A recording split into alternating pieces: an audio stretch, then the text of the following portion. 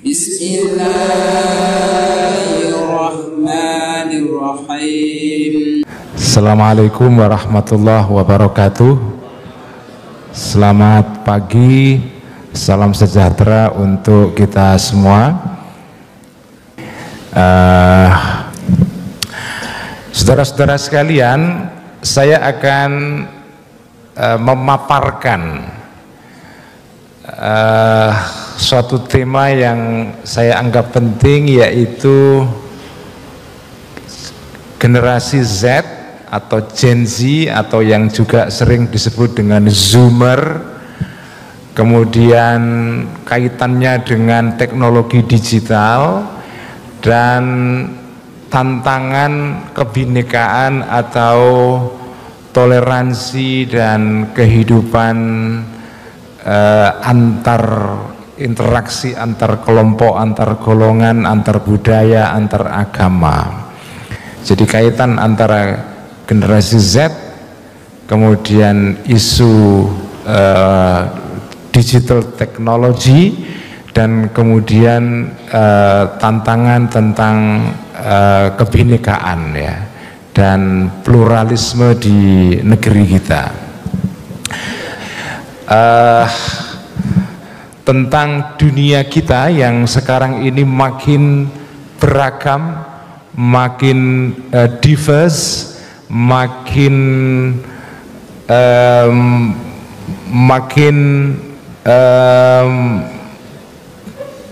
memiliki sifat-sifat yang sangat beragam, ya.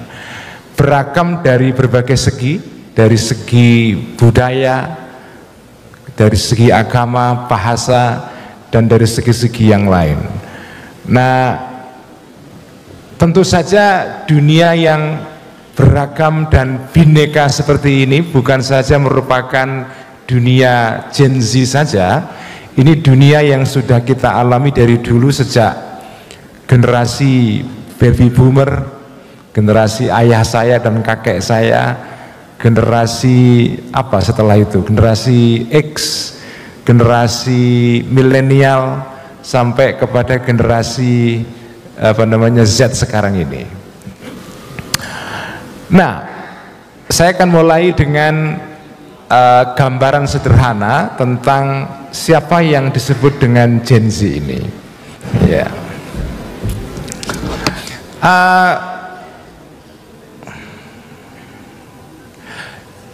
Ya, kita tahu Gen Z definisinya adalah generasi yang lahir pada akhir tahun 90-an dan awal tahun 2000-an sampai sekarang. Mereka ini adalah generasi yang umurnya sekarang ini di kisaran 20 sampai 30 tahunan, ya. Anak-anak saya sekarang ini adalah Gen Z, ya. Dan semua yang hadir di sini, saya kira hampir semuanya, saya kira tidak ada yang generasi X, saya kira, apalagi generasi milenial, saya kira tidak ada, ya. Semua yang hadir di ruangan ini adalah generasi Z. Nah, mereka ini punya lingkungan, ya, yang disebut dengan lingkungan digital. Semua orang yang hidup zaman ini hidup di dalam lingkungan digital. Semua, termasuk saya, termasuk generasi X seperti saya. Nah, semua kita yang hadir di sini dari berbagai generasi ini, kita semua adalah orang-orang yang hidup di dalam lingkungan digital. Cuma ada perbedaan penting. Generasi Z hidup di dalam lingkungan digital sebagai orang pribumi. Itu yang disebut dengan digital native, yang saya terjemahkan dengan istilah pribumi digital. Bedanya mereka dengan kita atau generasi saya, kalian dengan generasi saya adalah kalian semua ini adalah akamsi, anak kampung sini digital. Sementara kami ini adalah pendatang sebetulnya. Kalian adalah digital native. Itu perbedaan dasarnya. Nah, corak demografi kita di Indonesia, jumlah orang-orang yang masuk dalam kategori generasi Z itu jumlahnya cukup besar ya. Sebentar, kita melihat dulu perbedaan antara generasi Z, milenial, generasi X dan generasi baby boomer. Generasi baby boomer ini adalah generasi ayah dan kakek-kakek kita. Generasi X ini adalah ya generasi ayah-ayah atau sebagian dari ayah-ayah kita. Kemudian setelah itu ada generasi milenial. Sebagian dari anak-anak yang hadir di sini atau anak-anak dari tokoh-tokoh yang hadir di sini mungkin masuk di dalam generasi milenial ini. Terakhir generasi Z. Nah, generasi milenial ini ya itu mempunyai watak yang khas, yaitu mereka well connected kepada internet. Jadi koneksi mereka terhadap internet itu dibanding dengan generasi-generasi yang lain itu sangat besar sekali. Generasi Z itu terkoneksi kepada internet itu 93,9%. Ini data Indonesia, ini bukan data Amerika. Ini data Indonesia tahun 2020. Jadi mungkin sudah ada perkembangan-perkembangan yang berbeda saat ini karena sudah ada 4 tahun jeda waktu ya. Jadi 93,9% generasi Z itu terkoneksi kepada internet, dan mereka ini mengkonsumsi internet minimal itu 7 jam per hari ya, 7 jam per hari itu. Kalau generasi X, ayah saya atau ya kakek kita itu ya lumayan 63,2% ini, lumayan juga itu. Tapi mereka terkoneksi kepada internet per hari antara 1,3%. Ini Indonesia ya. Dan ini termasuk konsumsi internet yang tinggi di dunia kalau dibandingkan dengan negara-negara lain. Jadi Indonesia itu sebetulnya masyarakat yang sangat well connected kepada internet, meskipun kualitas koneksinya mungkin tidak sebagus negara-negara yang lain di ASEAN atau di Asia. Nah, saya bertanya kepada AI atau Artificial Intelligence, karena inilah kiai dan guru kita hari-hari ini. Artificial Intelligence ya, sebulan terakhir ini saya sedang menikmati ChatGPT yang bayar sehingga fiturnya agak lengkap ya. Kalau yang kalian ini kan gratisan-gratisan ini. Saya bertanya kepada Artificial Intelligence mengenai Gen Z ini. Nah, jawabannya tentu saja ini jawaban yang sangat dipengaruhi oleh konteks Amerika. Tetapi saya kira jawaban ini bisa menggambarkan profil dari generasi Z secara global. Ya, ada banyak hal yang mencirikan generasi Z atau Zoomer. Ya, pertama ini adalah mereka digital native. Yang kedua adalah entrepreneurial. Ini menarik sekali, entrepreneurial. Jadi generasi Z itu etosnya atau semangatnya itu tidak suka menjadi ASN ya. Kalau di Amerika, kalau di sini saya kira agak beda. Ini data Amerika ini. Makanya saya mungkin perlu digali lebih jauh, apakah generasi Z di Indonesia itu juga punya etos atau semangat entrepreneurial. Nah, kalau di Amerika atau di negeri-negeri barat mereka sangat tidak suka dengan pekerjaan-pekerjaan yang formal, karena itu pekerjaan-pekerjaan yang sifatnya lebih fleksibel dan casual itu lebih disukai. Kemudian mereka, nah ini yang penting, generasi Z itu pragmatik, mereka tidak suka dengan birokrasi yang bertele-tele. Ini adalah ciri khas generasi Z. Kemudian diverse, mereka ini sangat beragam ya. Kemudian mereka ini value privacy, menghargai sekali privacy atau ruang privat ya. kerahasiaan. Karena itu kerahasiaan data itu menjadi isu yang penting bagi kalangan Gen Z. Ya, saya kira di Indonesia juga sudah mulai ada kesadaran tentang pentingnya data privacy atau kerahasiaan data.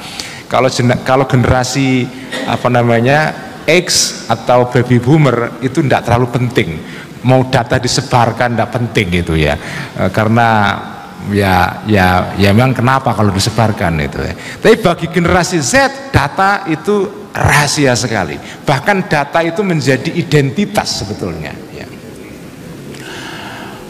ya. Nah, ini ada satu data yang menarik yang menggambarkan tentang bagaimana pandangan penduduk dunia dari berbagai negara mengenai dunia di mana mereka hidup sekarang ini.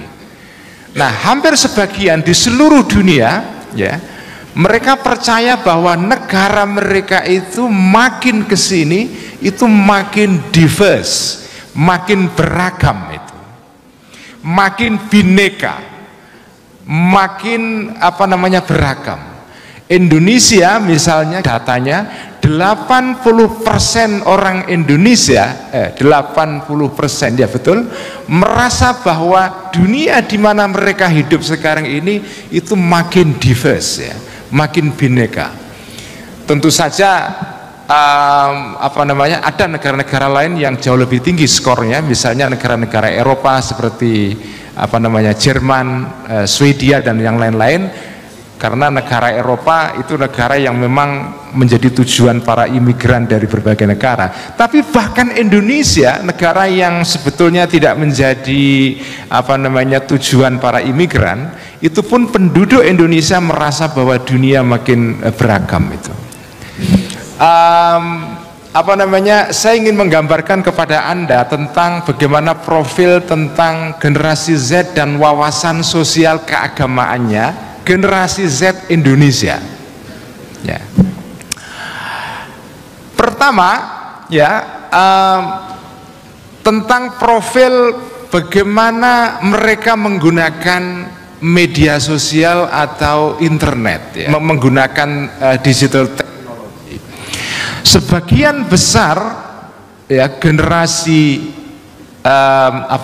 Z itu menggunakan teknologi digital paling besar ya adalah untuk chatting, messaging, mengirim pesan. Kemudian yang kedua adalah jejaring sosial. Data yang bisa kita simpulkan dari sini sebetulnya apa? Data yang bisa kita simpulkan adalah bahwa akses informasi melalui media sosial itu menempati kedudukan yang penting saat ini. Siapapun sekarang ini yang kepingin mengirimkan pesan kepada generasi Z, mereka harus memperhitungkan fakta ini, bahwa persebaran informasi dan penggunaan teknologi digital sekarang ini paling banyak dipakai untuk mengakses jejaring sosial atau sosial media.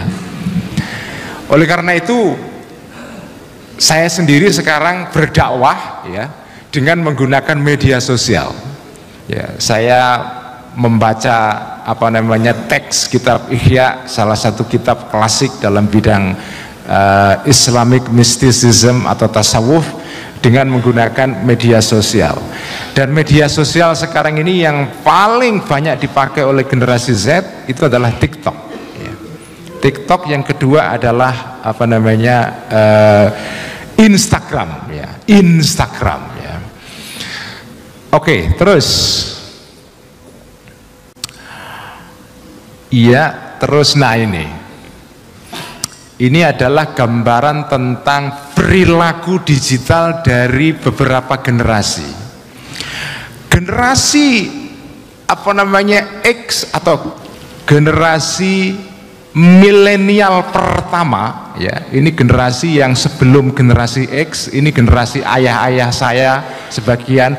Di sini tidak ada gambaran tentang generasi baby boomer karena mereka tidak, sekarang mungkin sudah irrelevan untuk dibahas ya, sudah terlalu tua. tapi generasi ayah kita itu sebagian besar mereka berbicara tentang tema-tema ini: agama, kebudayaan, ekonomi.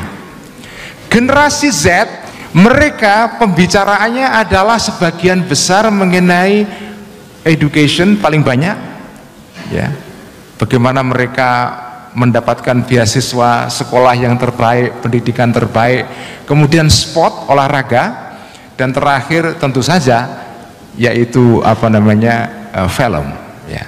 Ini data-data seperti ini bagi saya penting untuk diperhitungkan ketika kita ingin mengirimkan pesan kepada generasi ini.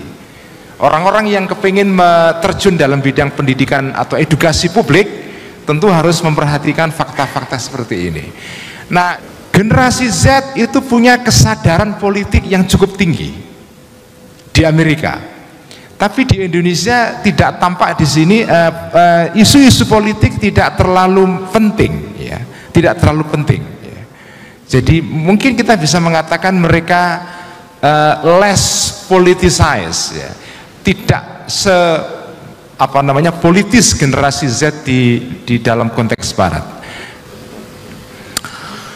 Nah, apakah generasi Z ya itu mengenal tentang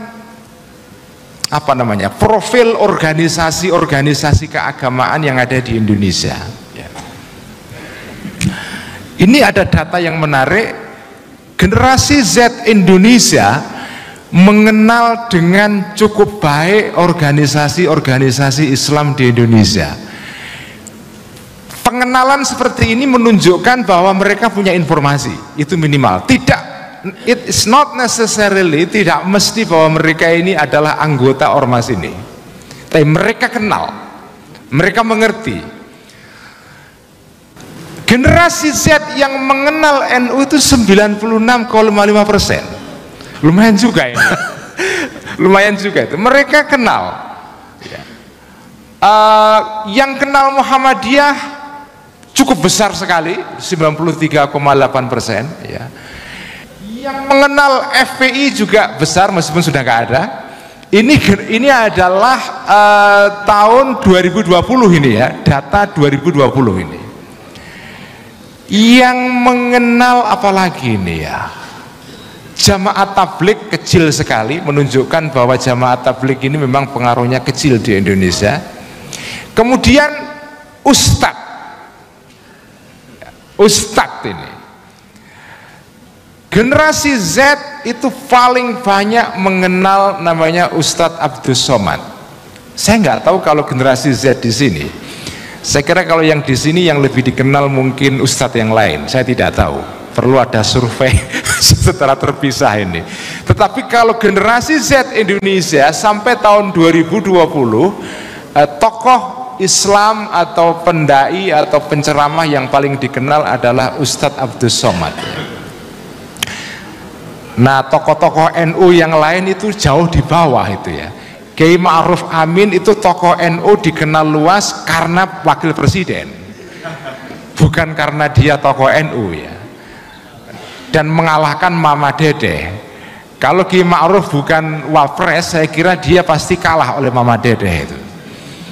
Dan seterusnya ya, tokoh-tokoh NU di sini yang bawah-bawah. Ada Ustadz Adi Hidayat dari Muhammadiyah, itu juga lumayan dikenal, 7,3% ya.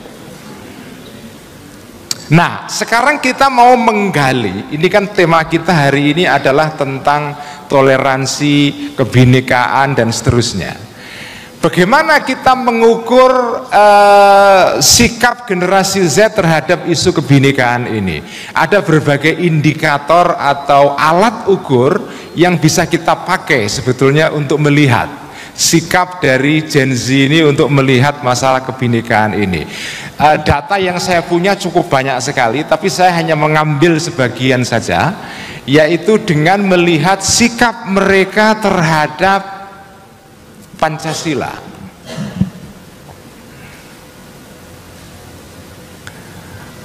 Pandangan terhadap Pancasila, apakah Pancasila itu sesuai dengan ajaran agama atau tidak? Asumsinya ya, pertanyaan ini asumsinya adalah orang yang menganggap bahwa Pancasila itu tidak bertentangan dengan agama, dia toleran. Sementara orang-orang yang menganggap bahwa antara Pancasila dengan agama itu kontradiktif, maka ini bisa menjadi indikator atau prediktor, alat untuk memprediksi bahwa orang ini sebetulnya punya kecenderungan untuk bersikap tidak toleran karena menganggap ada kontradiksi antara Pancasila dengan agama. Agama bisa apa saja, ya bisa Islam, bisa Kristen, bisa Katolik atau yang lain-lain. Nah, orang-orang yang menganggap bahwa tidak ada kontradiksi antara Pancasila dengan agama, maka itu prediktor. Itu adalah alat prediksi untuk melihat bahwa dia punya sifat yang toleran. Nah, datanya menarik ya. Generasi Z itu adalah menunjukkan data tentang sikap setuju bahwa Pancasila dan agama tidak bertentangan. Nah, tapi kalau kita lihat data ini sebetulnya datanya cukup sederhana. Baik generasi X yang lebih tua, generasi ayah dan kakek saya atau ayah saya, baik generasi X yang lebih muda, generasi milenial yang agak tua maupun yang muda, dan generasi Z, hampir semuanya sebetulnya sikapnya hampir seragam. Ini adalah berita bagus sebetulnya. Mereka melihat tidak ada kontradiksi antara Pancasila dengan agama. Meskipun ada perbedaan sedikit, yaitu pada generasi X tua maupun yang muda, sikapnya lebih positif terhadap Pancasila, terhadap hubungan antara Pancasila dengan agama. Di kalangan generasi Z, skornya agak turun 56,9% dibandingkan dengan generasi X misalnya 62,6%. Saya tidak tahu bagaimana menafsir data ini, angka ini. Mungkin data ini menunjukkan bahwa ada beberapa kemungkinan. Kemungkinan pertama adalah generasi Z sebetulnya tidak peduli pada Pancasila. Who care?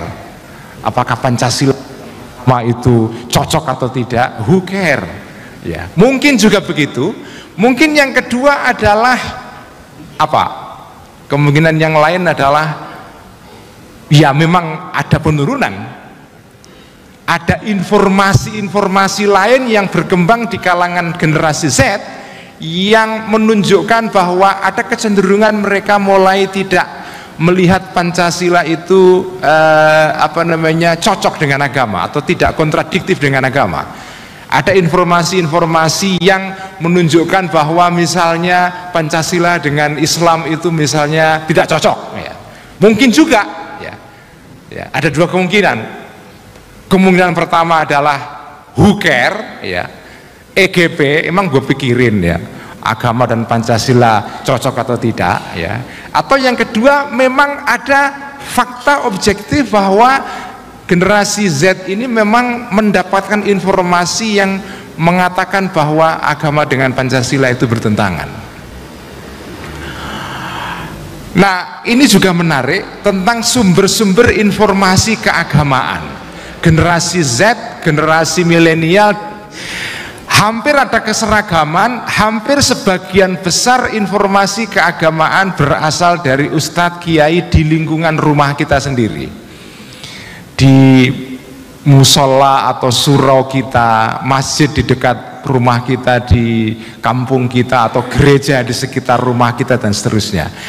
Tetapi yang menarik adalah bahwa ini data ini,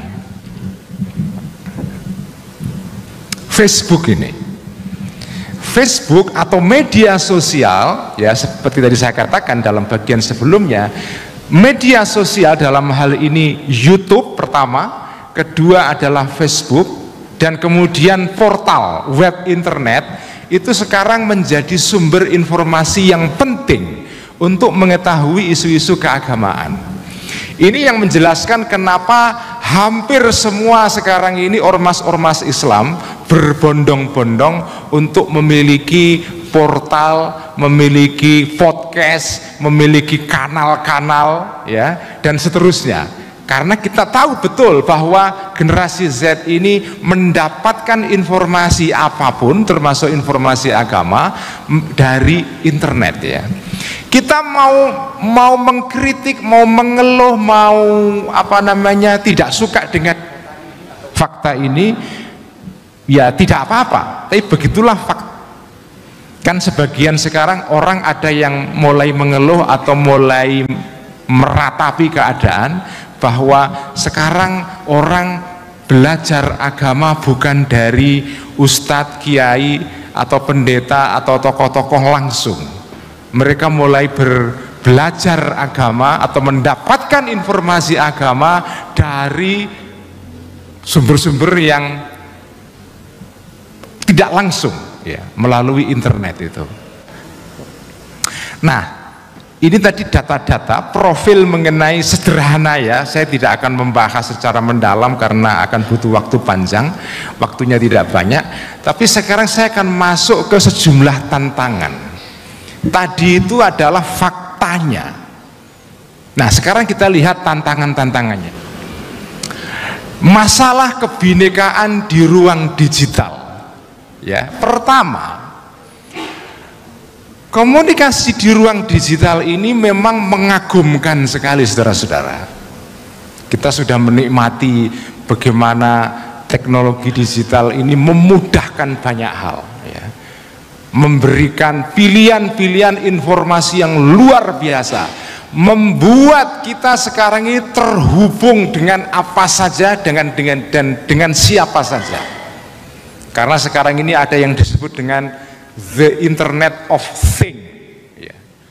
Yaitu segala sesuatu itu menjadi data digital yang bisa diakses melalui internet.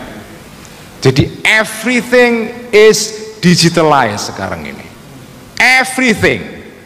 Makanya sekarang ini ada yang disebut dengan big data atau data besar yang memuat informasi mengenai apa saja, sehingga kita bisa terhubung dengan apa saja dan dengan siapa saja.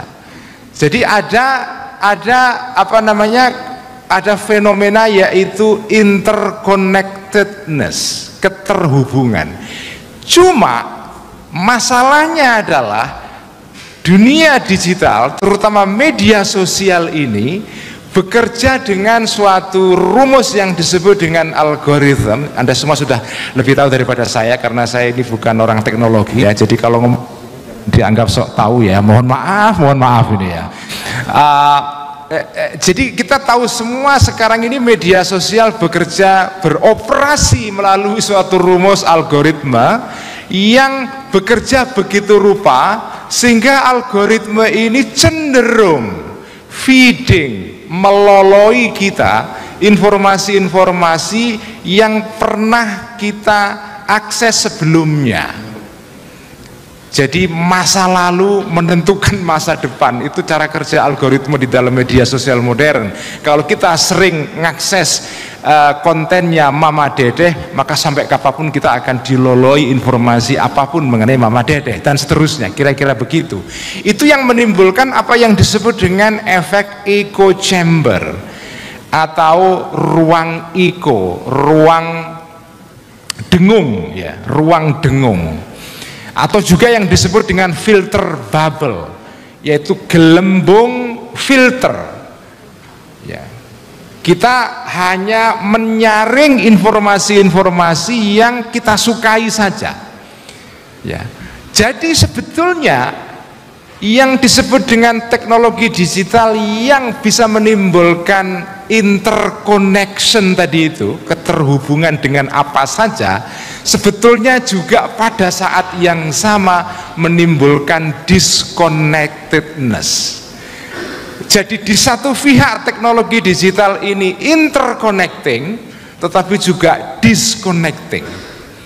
Dulu zaman saya ada handphone namanya Nokia, semboyannya Nokia Connecting People. Saya nggak tahu sekarang ini masih pada tahu nggak ya?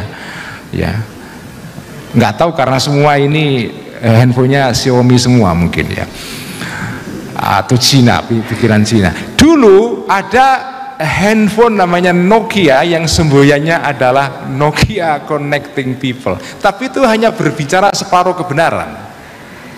Di segi yang lain, paradoks dari media sosial modern adalah selain connecting people juga disconnecting people, memutus kita dari komunikasi dengan hal-hal yang seharusnya kita ketahui, karena kita hanya kepengen tahu sesuatu yang kita sukai saja. Itu yang menimbulkan apa yang disebut dengan echo chamber. Kita ada di ruangan dan suara-suara yang kita dengar di ruangan itu hanya suara-suara yang menggaungkan sesuatu yang enak kita dengar.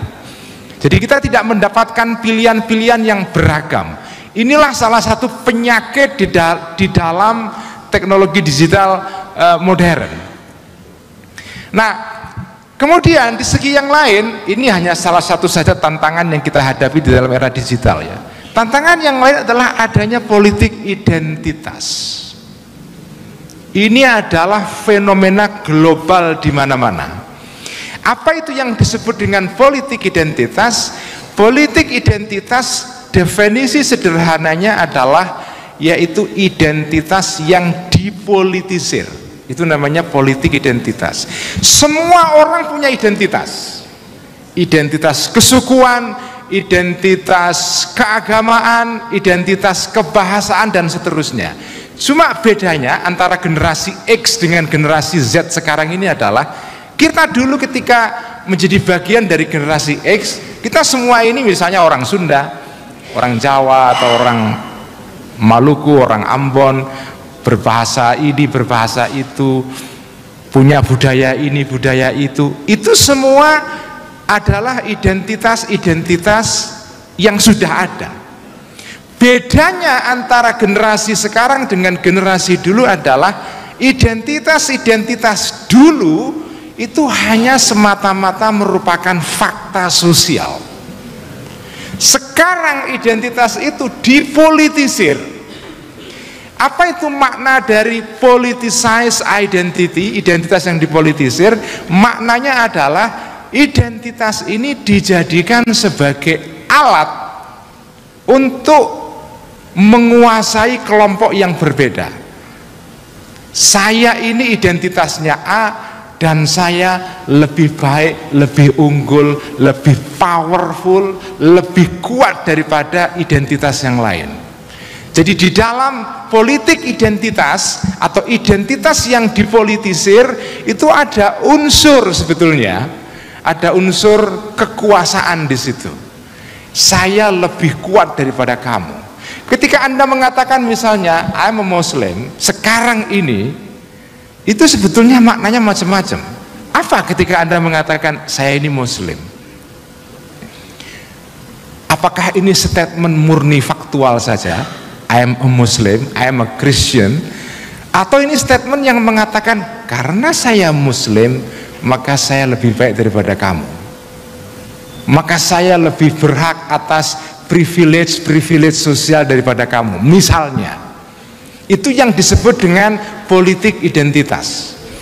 Sekarang ini di dunia sekarang sedang berkembang yang disebut dengan politik identitas ini.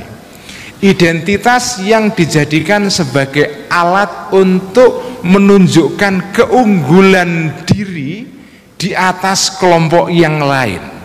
Ada asumsi tentang superiority, dan selain superiority apa? Klaim bahwa kita lebih baik daripada kelompok yang lain.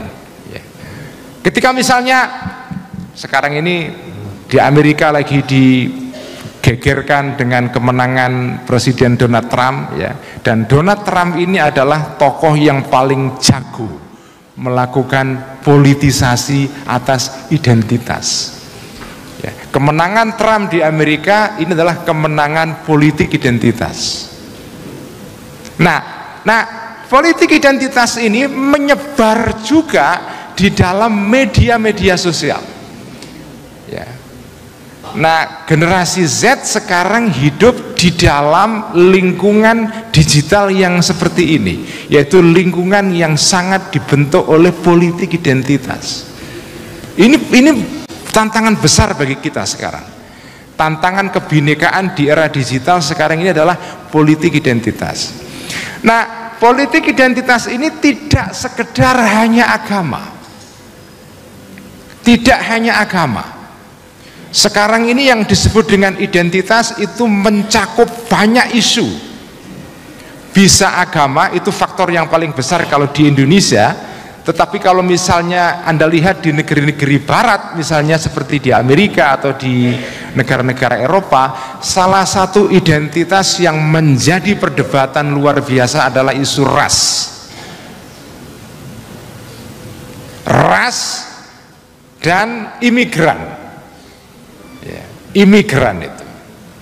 Ini salah satu isu besar di dalam politik identitas sekarang. Nah, sekali lagi, ya, ini kata kuncinya, identitas itu adalah sesuatu yang sudah ada dari dulu. Perbedaannya adalah di dalam era digital sekarang ini, identitas sekarang itu dijadikan sebagai alat politik. Maka disebut dengan politik identitas. Nah, karena kita menghadapi tantangan-tantangan seperti itu, ya, ini masalah identitas itu masalah kebinekaan yang cukup serius itu. Maka apa sekarang langkah-langkah kita untuk mengatasi itu? Ada beberapa hal yang saya usulkan. Yang pertama adalah mengembangkan cara berpikir dan menelaah masalah secara kritis sehingga seseorang tidak terjatuh pada jebakan echo chamber. Berpikir kritis. Apa itu makna berpikir kritis? Berpikir kritis dalam hal konteks masyarakat digital sekarang ini adalah setiap menanamkan kesadaran kepada semua orang, setiap informasi yang kita baca di dalam ruang digital itu sebetulnya bukan informasi yang sepenuhnya naif, lugu, dan seperti itu. Setiap informasi yang kita baca itu dibaliknya ada sesuatu. Dan informasi ini bukan satu-satunya informasi. Nah, saya ingin mengambil contoh ini ya. Saya sekarang ini kalau ingin membaca situasi Indonesia, itu saya tidak cukup hanya membaca satu sumber saja. Secara garis besar sekarang ini ada dua sumber utama. Sumber yang mainstream, yaitu koran-koran yang sudah arus utama, ya, mainstream media yang dalam dunia barat sering disebut dengan MSM, mainstream media, Kompas, Tempo, dan yang lain-lain, ya. Itu salah satu sumber saja. Kadang-kadang ada informasi-informasi yang hanya bisa Anda temukan di dalam percakapan-percakapan informal di luar MSM. Apa misalnya di Twitter atau X, atau di Instagram, atau di Facebook, atau di WhatsApp, ya, WhatsApp grup terutama. Informasi-informasi yang kita peroleh di dalam ruang-ruang yang seperti ini, ruang-ruang alternatif ini seperti media sosial, itu kadang-kadang memberikan insight, informasi yang penting yang tidak bisa kita lihat di media standar. Makanya penentu-penentu kebijakan itu tidak bisa hanya membaca Kompas, harus membaca sumber-sumber informasi yang tidak resmi. Karena sekarang ini orang banyak sekali berbicara itu tidak resmi melalui forum-forum yang tadi itu, yang di luar MSM. Cuma forum-forum yang di luar MSM ini juga berbahaya. Kalau kita baca media sosial, kita juga harus sadar bahwa konten yang ada di situ itu juga konten yang belum tentu benar. Ini yang saya maksud dengan berpikir kritis. Setiap informasi yang kita baca sekarang ini harus kita anggap sebagai informasi yang kemungkinan salah. Ada seorang ulama besar dalam Islam namanya Imam Syafi'i, yaitu pendiri madhab Syafi'i yang madhabnya banyak diikuti di Indonesia. Orang-orang Indonesia Muslim itu mengikuti sebagian besar madhab Syafi'i.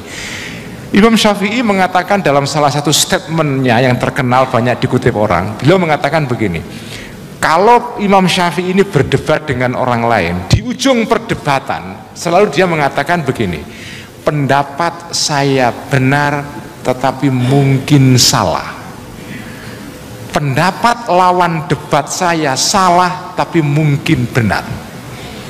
Nah, kebijaksanaan atau wisdom seperti ini menurut saya dari Imam Syafi'i ini layak digunakan di dalam konteks digital communication, yaitu bahwa informasi yang kita terima ini benar tapi mungkin salah, tetapi salah juga mungkin benar. Nah, dengan seperti ini kita tidak selalu atau tidak cepat-cepat mempercayai apapun yang kita baca di dalam media sosial, termasuk informasi-informasi yang terkait dengan politik identitas yang biasanya ini mengganggu hubungan-hubungan sosial dan mengganggu relasi-relasi dalam konteks kebinekaan. Kedua, jadi pertama adalah critical mind, kedua mendorong untuk keluar dari bubble atau gelembung sempit. Orang di dalam dunia digital sekarang ini cenderung nikmat, nyaman tinggal di sebuah bubble, yaitu gelembung sempit yang diisi oleh informasi-informasi yang dia sukai. Nah, kita harus mendorong orang-orang ini keluar dari bubble ini, stepping out. Itu yang kedua. Yang ketiga, memperbanyak ruang-ruang perjumpaan lintas kelompok. Jangan sampai anak-anak kita ini itu pergaulannya hanya orang-orang yang sewarna saja, monokrom. Jangan sampai menjadi generasi yang monokrom, satu warna.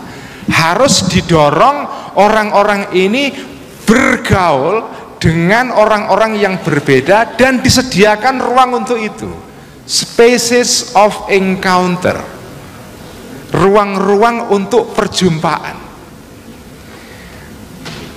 Makanya sebaiknya anak-anak kita itu atau manusia yang normal ya, jangan sampai orang-orang itu perginya hanya ke masjid saja atau ke gereja saja atau ke kuil saja atau ke kelenteng-kelenteng saja, karena most likely kalau kamu pergi ke masjid, ke gereja, ke rumah-rumah ibadah, sudah pasti yang kamu jumpai hanya orang-orang yang sewarna, satu iman, satu agama, satu madhab ya.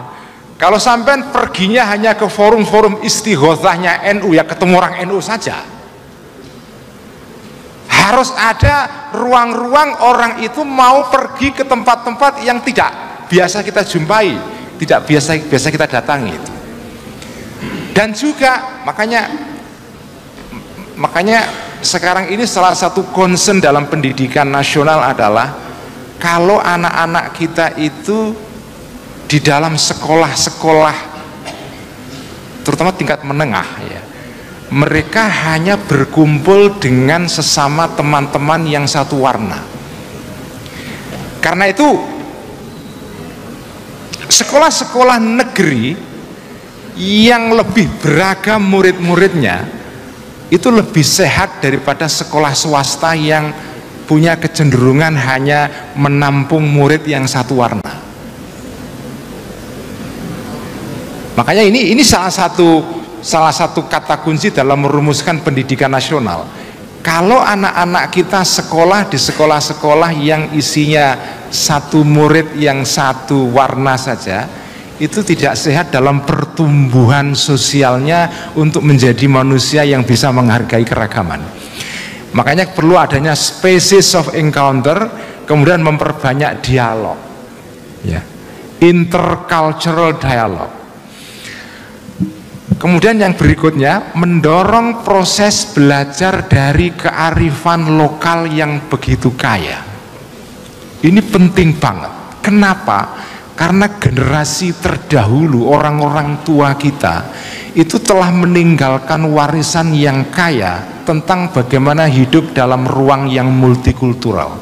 Sebetulnya orang-orang tua kita dulu itu sudah memiliki cara untuk mengatasi keragaman, dan kita perlu belajar dari mereka. Itulah knowledge. Yang terakhir adalah mendorong dialog dan perjumpaan lintas budaya sebagai praksis, praktek atau tindakan yang dialami, bukan sekedar pengetahuan kognitif, living dialogue. Inilah hal-hal yang sebagian saja usulan-usulan atau gagasan-gagasan yang bisa saya kemukakan untuk mengatasi masalah-masalah kebinekaan di dalam ruang digital. Terakhir,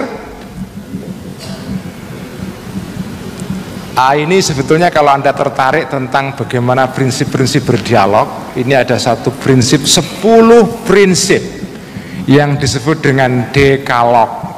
Kalau teman-teman di sini ada yang beragama Kristen, pasti kenal dengan istilah Dekalog atau 10 perjanjian Musa, ya, itu namanya Dekalog, ya. Ada 10 prinsip dialog yang dirumuskan oleh seorang ahli dalam ilmu perbandingan agama, namanya Profesor Leonard Swidler dari Amerika, dari Temple University. Dia merumuskan ini 10 prinsip-prinsip berdialog. Ini bisa ini rumusan dibuat pada tahun 70-an, tapi bisa diadaptasi untuk lingkungan digital, ya. Misalnya ini saya ambil contoh karena ini panjang, nggak usah saya bahas semua. Misalnya prinsip pertama, the primary purpose of dialogue is to learn, that is to change and grow in the perception and understanding of reality and then to act accordingly. Tujuan dialog itu memang membuat Anda tumbuh dan berubah. Dialog tujuannya adalah supaya Anda tidak menjadi orang yang sama.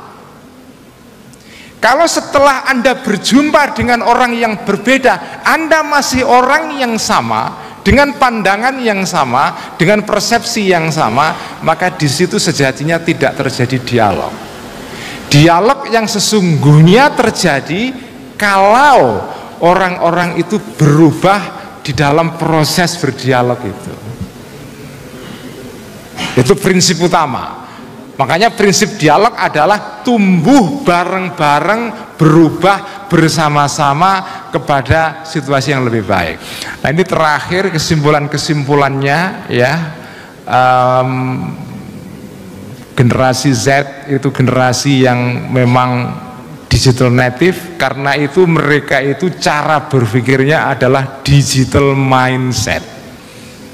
Nah, saya ini walaupun tiap hari saya ini termasuk orang yang sangat aktif di dalam media sosial, tapi seaktif-aktifnya saya tidak berpikir secara digital.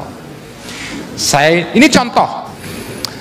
Jadi digital mindset, ada yang disebut dengan digital mindset, yang salah satu ciri-cirinya adalah gambar, images, ya,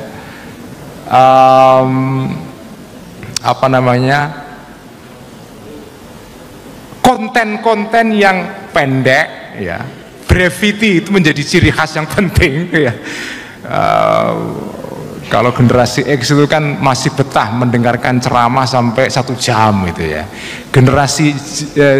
Generasi digital itu kemampuan dia untuk menonton video itu sudah dilakukan penelitian, itu tidak lebih dari 1 menit. Makanya kalau ada video kok lebih dari, makanya Twitter atau X itu membuat ukuran panjang durasi video yang bisa di-share di Twitter itu paling panjang 2 menit 20 detik. Itu sudah panjang sekali itu ya. 2 menit 20 detik ya. Kalau TikTok lebih pendek lagi 1 menit. Meskipun bisa lebih panjang, tapi orang kalau bahkan 1 menit pun itu langsung di-scroll itu ya. Langsung di-scroll. Kemudian yang lain-lain tentang paradoks di ruang digital tadi sudah saya terangkan. Kemudian ya ini kesimpulan dari apa yang saya sampaikan tadi tentang pentingnya pengalaman perjumpaan, dan terakhir tentang pentingnya kita perlu belajar dari pengalaman-pengalaman dari orang-orang tua kita, dari masyarakat kita yang dahulu yang disebut dengan kearifan lokal. Sekian, terima kasih. Assalamualaikum warahmatullahi wabarakatuh.